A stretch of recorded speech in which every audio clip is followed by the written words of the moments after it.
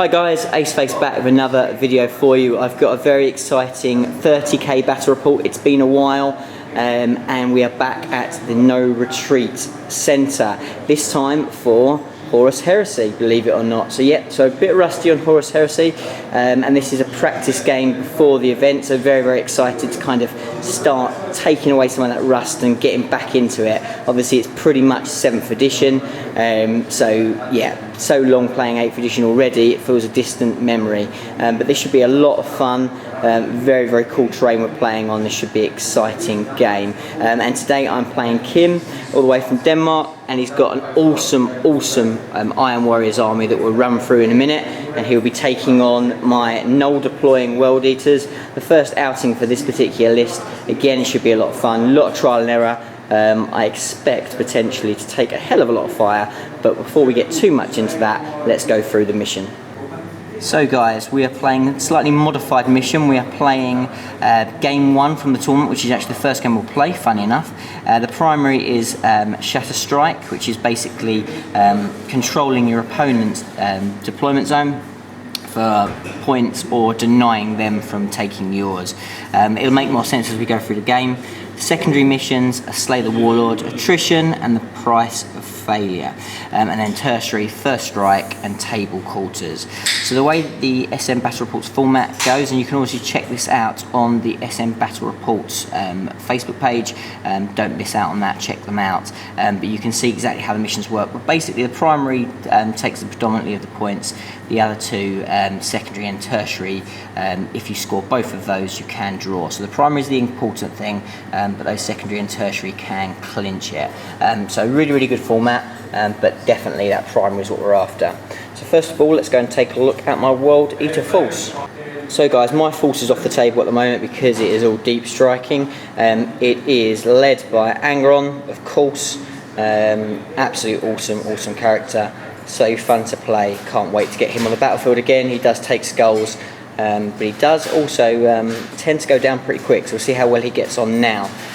He has got with him Garland Solak, the character Apothecary. He's pretty good, gives you a good little save. Feel No Pain ups to a 4-up, which is pretty tasty. And then I also have, quickly scanning over, I have a Praetor with a Paragon Blade and a Plasma Pistol. Then we have, in our troops choices, we have 2 units of 10 Assault Marines, all with axes, just there to jump in and cause trouble. And we have a unit of Tactical Marines. That unit of Tactical Marines has been nominated by the Apothecary to be my Inducti, so they have +1 strength and they have -1 ballistic skill for a little bit extra killiness.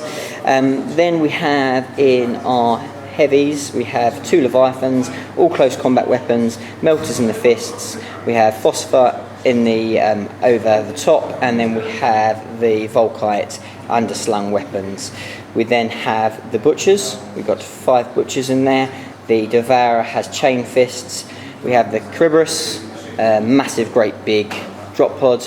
We have 2 of the Dreadclaw drop pods and 2 Dreadnought drop pods. Almost it, apart from we also have a Contemptor Dreadnought as well. He's got a Power Fist and a Assault Cannon. So that's my force, and we'll see how it gets on. We'll just jump in and have a look at the Iron Warriors. Now I'm absolutely going to muller this, so I will do my best. So in reserve we have Perturabo and his missile launching bodyguards. We have a command squad that's there behind the cannons. We have a unit of the 3 mortars. They all have the shatter shells, not phosphex. He has a Havoc squad up the top, all rocking the las cannons. We've got the nasty robots over there, absolutely brutal, and the Data Smith next to them. We've got some breachers, so a big squad of breachers, and we've got the 2 Sakaran variants, both rocking the missile launchers, again pretty nasty, and the little navigator with his scanner to stop me from deep striking too close and give him some nice interceptor. So that will be pretty useful for him, pretty brutal, when we have a tactical squad over here. And hopefully that's pretty much it, that pretty much sums it up. It will make more sense as we go through the army and through the game, but for now let's get into it as it stands. Kim is going to go first. And I am obviously going to try and just jump down. So that's pretty much where we're going to go. I am not going to try and steal the initiative. I actually think it will be a very, very short first turn, but we'll jump straight into the game and we'll come back at the end of turn 1. So, end of turn 1, pretty uneventful as expected. So the only thing that did happen was Kim did roll for his Perturabo and his unit to come in. He can come in from turn 1 due to special rules, and he did come in. Decided not to go too ambitious, and he has come right in the back of a fort, just taking centre stage. Again, just concerned with the amount of drops that are coming in soon. He doesn't want to put himself out in no man's land and then take a volley of fire from the Leviathans and be in charging range of Angron. So sensible move. He's there in the back. He's very much set up now. It's clearly going to be a case of, can he do enough damage when I come in, and then he'll have the opportunity to counter me and start to move forward. So it's going to be an interesting one. We'll see what we can do now as we drop in and go for turn 1 for the World Eaters. Okay, so end of movement for the World Eaters. 3 heavy hitting pods have hit the ground. The big Charybdis has come down here. A little bit of a scatter, but not too bad, so it's still not too much further than where I would hope it would be. I'm trying to avoid his interceptor basically from the back there, 18-inch bubble, so we've done that on there. And this Leviathan's crashed out of the pod here, again outside where we need to. This one actually scattered back a long way, but still not too bad because it went to this angle. So again, we'll be in good charging distances if we can manage to survive the amount of shooting that's coming at us next turn. So the Butchers, Angron, the Apothecary and the Praetor are all hanging out in this pod. We're just going to try and weather the storm, because if we can, we'll get out and cause all sorts of mayhem next turn. So we'll go into the shooting phase. I don't have a massive amount, but we'll see what we can do as we go into shooting phase for the World Eaters. So end of shooting for the World Eaters. Not too bad really, since I don't have a lot on the board.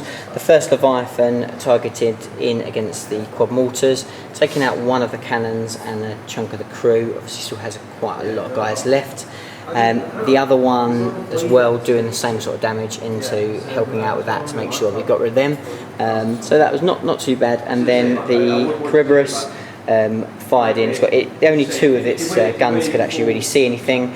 Shot 1 out from here. Obviously they don't need to take pinning tests because of their Legion rules, and again that helped out to take out that remainder of the mortar. So not too bad, seeing there's not much shooting on the table, but this is going to be quite a brutal turn for me. If I can hold out, then it really will bode well, but there's a hell of a lot of shooting coming my way. So we'll see what happens as we go into turn 2 for the Iron Warriors. End of movement phase for the Iron Warriors. No more defensive work, it's all about the offence now. So the robots have come forward, they are eyeing up a potential charge on the Leviathan. So have the Breachers. Breachers are coming up as well. Also Perturabo has walked up slightly closer again, just making sure that he's commanding his force. He's got his targets in mind, and they're about to let loose with a brutal round of shooting. So we'll see what happens. We'll come back at the end of shooting phase for the Iron Warriors. So end of shooting and the end of the turn for the Iron Warriors, and it was a brutal round of shooting as we expected, to be fair. So absolute hails of fire coming through, and due to the buffs, majority of it was Ballistic Skill 5, with even some sort of rerolls and all sorts of shenanigans going on. So some brutal shooting, and what it meant was both Leviathans went down. One exploded and the other one was just wrecked and glanced out. But also, Angron and the boys have bailed out because the Charybdis was lit up as well, and the guys are piled out. 1 wound was done on Garland, which is a bit of a pain. That's pretty bad positioning for me because he really shouldn't have been in there. But there you go. You live and learn. The blood-crazed Angron is ready to strike now as we go into World Eaters for turn 3. Okay, so end of movement for the World Eaters. Didn't roll particularly hot on my reserve rolls. Only 1 unit came in, which was the Inducti, and they've dropped down here. They are staying in their pod again. I don't want anything to do with this amount of shooting that's going to come into the next round, at least by the fact that the drop pods there might save them for a little bit, but we'll have to see. I'm getting trolled from all angles here. But what has happened is Angron and the Butchers have come up as far as I can. They are looking at a charge against these Breachers. They'd love to get in against the robots, but Kim's not messing around, he knows what he's doing, and he's tactically put a nice little wall around, so I can't really get to him very easily. It would have been a long charge to go right around that wall. So we're going to try and go straight through, seems like the right tactic. We'll go into some very, very brief shooting and then on into the main event, which will be the assault phase. So end of the assault phase and a brutal assault phase, Angron managed to get a cheeky multi-assault onto the robots, taking out, what's the name of the character, Kim? The Praetor. The Praetor, so he took out the Praetor, lots of instant death. In fact, Kim saved like a boss and managed to actually save a lot of his instant death. Not much damage done to the robots. They did strike back and concussed Angron, which is a bit of a pain, because that will help them next time. But then the Butchers and the Praetor saw off the rest of the breaches and have consolidated into the robots, which is absolutely fantastic for me. It does mean that now, if I can just try and take those robots out, they're pretty resilient. If I could try and take those robots out on their turn, then I am seriously in business, because I am big time in the enemy's deployment zone and I'm going to start taking skulls. The bad news, however, is because they are in combat, a hail of fire is going to come down on these poor Inducti squad. They are going to feel a massive amount of pain coming onto them now. As we go into turn 3, I think. Turn 3? Turn 3. Turn 3 for the Iron Warriors. Okay, so end of Iron Warriors, turn 3, and brutal. First couple of turns all about the shooting. Now Angron's in striking range, starting to swing a little bit. And basically what happened was pretty much unexpected, or not unexpected, totally expected, was all the shooting came into the one target they could, and took out the Dreadclaw as well as all the Inducti, just absolutely smoked them, no problems at all. But what that did mean was there was no other shooting because Angron was in combat with the robots, and it did take Angron himself, who was concussed, to stand up at the end and dispatch the last robot. But the Butchers and Angron, who's just lost 1 wound, we did lose a Butcher, to be fair, but now we're on the rampage. We consolidated 5 inches and we're very much in the Iron Warriors lines as we go into turn 3 for the World Eaters. So the end of my movement phase, both the Assault Marine units have dropped in. The Contemptor is going to stay in reserve. So they've come down here, a little bit of scattering, passed normal dangerous terrain test there. I rolled a bucket load of 2s, but thankfully no 1s, so that's good stuff there. Angron's carried on his charge. We're eyeing up multiple charges. Obviously, we're going to have to weather some Overwatch here from one of those las cannons. Could be quite painful, but there you go. And that's how it's going to go, basically. So we'll do a little bit of shooting, but it's only going to be bare tickling, and then hopefully we'll take out this big old tank and do some damage into these guys. That would be the plan. Was opting for a potential charge into Perturabo and these guys, but I think I'm just going to carry on munching units first, and then go into them a little bit later. That's the kind of plan. So we'll see what happens as we go into shooting, and what we'll do is after shooting we'll fly straight into the assault phase. End of another brutal turn for the World Eaters. More or less no shooting at all. We've run in here, we've taken out the Havoc las cannons with a multi-charge also into the car and tank as well, clearing that out. I was hoping not to overkill so much so I could lock these guys in combat, but unfortunately I only left 1 remaining guy who ran off the table. I've consolidated in the only way World Eaters know, which is towards the nearest enemy. So Angron's leading the charge. He is actually better in combat, better at the front, because he can tank wounds, which is quite cool because it's quite fluffy. Most characters will cower at the back because it's tactically the best move, but with Angron, with his current 3-up feel no pain in the enemy's deployment zone because of the buffs from the unit, it's much better for him to be at the front. He got his it will not die roll, so he's back up to 4 wounds and just 1 wound off the Devourer, and as you can see, his brother is just in sight. So there is still 1 corner of the Iron Warriors left. It still will put a hell of a lot of firepower into this unit. It'll be a case of can we survive, because after that we're going in hot and this will get very bloody very quickly. Okay, so end of movement for the Iron Warriors, and not a lot of movement, just these guys have flanked around looking at potentially doing some damage to these. These are my scoring troops. Other than that, everything's pretty much waiting to either decide to shoot a hell of fire into Angron, or to do the unthinkable and charge the beast himself. So we'll see what happens as we go into the shooting and the assault phase for the Iron Warriors. So end of the shooting phase for the Iron Warriors, and I absolutely fluked it, major fluked it. So a lot of shooting to start off with came down this unit, taking it down to 2. I will need to take a morale test in a second for those guys, but luckily the orbital bombardment came down in the middle of this guy, and I tanked it all on my captain with artificer armor. How the hell I did that, I don't know, but that unit is untouched, which is really lucky. These two hopefully will survive, and that's really good for me.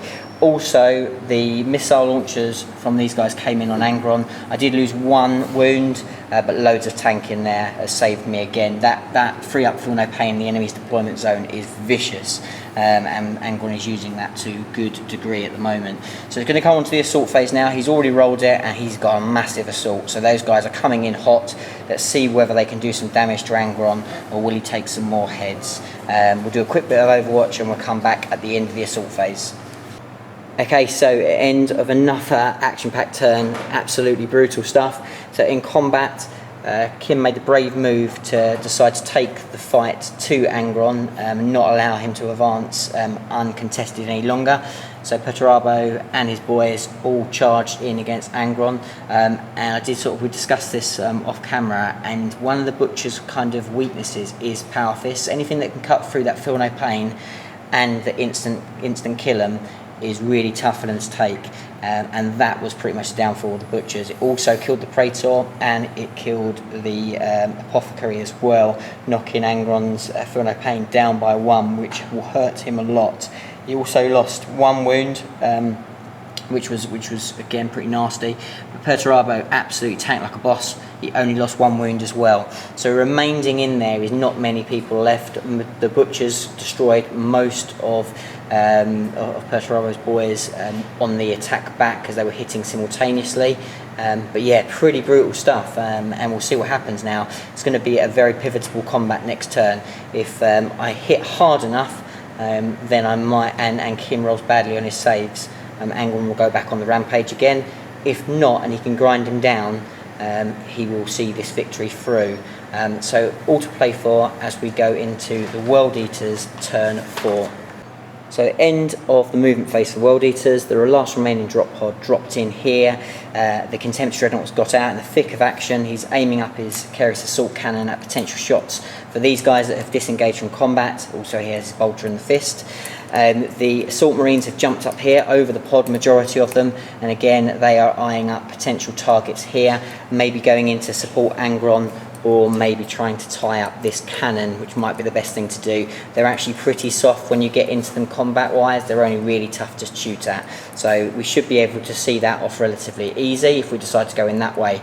Not really too sure. These guys have come over here and potentially just eyeing up a real cheeky little hide around here. I need to try and stop him from scoring that point. I'll need a really big run, and to be fair I probably still won't be able to get in, but if I can try and see off a lot of this shooting and tie them up this turn, I might get away with it, and even if I don't, it will force him to put a fair bit of shooting into these guys. So that will be the plan over there, and of course Angry Ron is going to see whether he can see off his brother in this combat phase. But first of all, we'll do a little bit of shooting, see whether we can tickle this Iron Warriors army a little bit, soften them up, ready for hopefully a bit of a killing blow. But we'll see what happens as we go into the shooting and the assault phase for the World Eaters. Right, very quickly, shooting phase pretty much non-eventful. The Contemptor did take out 1 of the guys from the command squad. Really poor shooting actually, I would like to have done better, but Kim failed basically the only save he had to make, taking him down. The big unit of Assault Marines decided not to shoot. I want to multi-charge, and I don't want to end up taking 1 down and then failing that multi-charge. I want to try and get both those 2 in combat, and as we expected, roll a 3-inch, so these guys are a little bit further around the corner. I think he'll still be able to hit me, but we'll see what happens. We're now going to go into a crucial assault, but most importantly we need to do some work here. So we'll go into the assault phase for the World Eaters. So this game is absolutely brutal and bloody, and it is going to be right to the end. So what happened in the assault phase, the Assault Marines got into combat with the command squad, as well as the artillery. and we killed the command squad. We managed to take one of the guns and one of the guys, so we're caught in combat here, which is the perfect combination for us, and tying that guy up, which is awesome. And then over here, Angron and Perturabo are going blow by blow, both Primarchs taking a wound off each other. Angron regaining his wound with his It Will Not Die roll, and Perturabo, obviously he's down to 3 now, but this is close. Perturabo is going to be an absolute boss, and he is tanking like a beast. Angron's getting the combat through, but he's just not managing to get those blows through Perturabo's thick armour. So we'll see what happens. Exciting stuff. It's all wrapping up to be quite a close finale.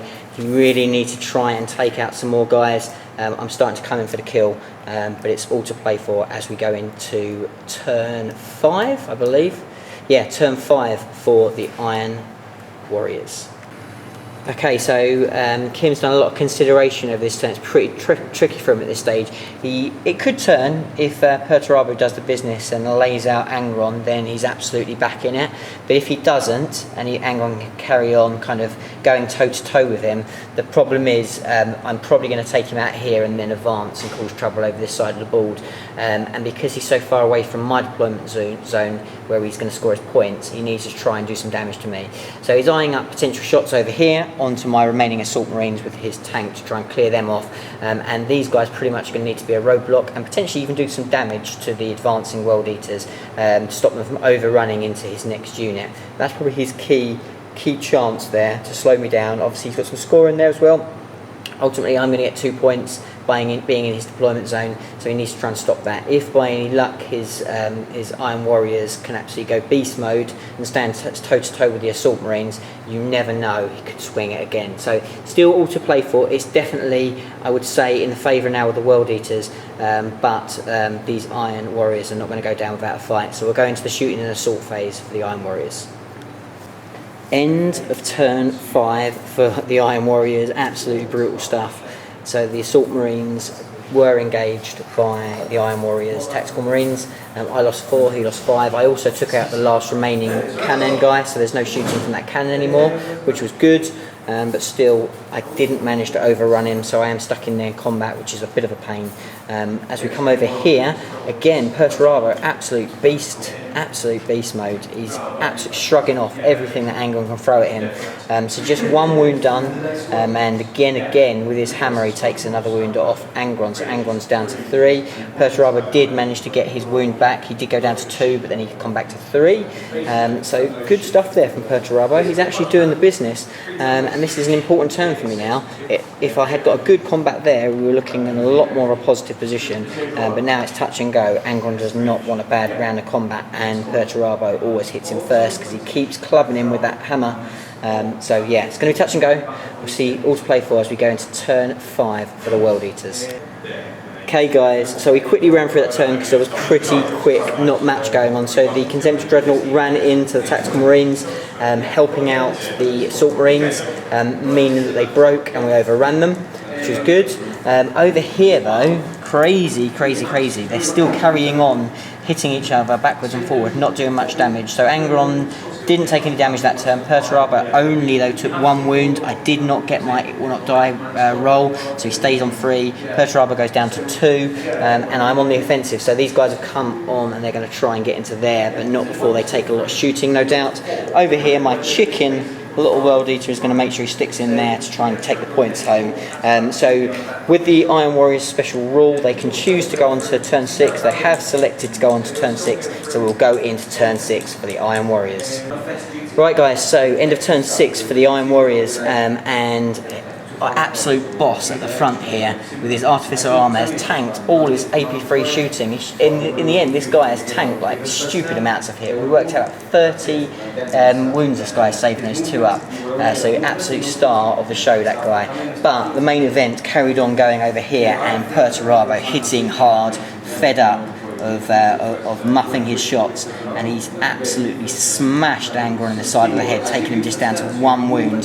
Angron hit back, and he also did damage, taking Perturabo down to 1 wound. So both the Primarchs stand on 1 wound apiece. So what we're going to do now, the game is over, but let's see which Primarch can take this. This is your last time. 26. Yes, it's my last turn. So we're just going to do this, and we'll see. This is my last turn, so it will be the end of the game. So we're going to roll this off. So we've got all the attacks in hand. Angron has got stupid amounts of attacks because he's killed so much throughout this game. We're going to go into this, but I am concussed, so Angron might not even get a chance to hit. So here we go, Perturabo. What can you do? He hits on 4s, so he gets 3 through. He only needs 2 now. Only 2s. He gets 2. Right, okay guys, so I have a 4-up Invuln, which I fail both. And I have a 4-up Feel No Pain because I'm in the enemy's deployment zone. And I fail. Perturabo takes Angron's skull. So even though he has rampaged through Perturabo's army, he has pretty much annihilated his entire force.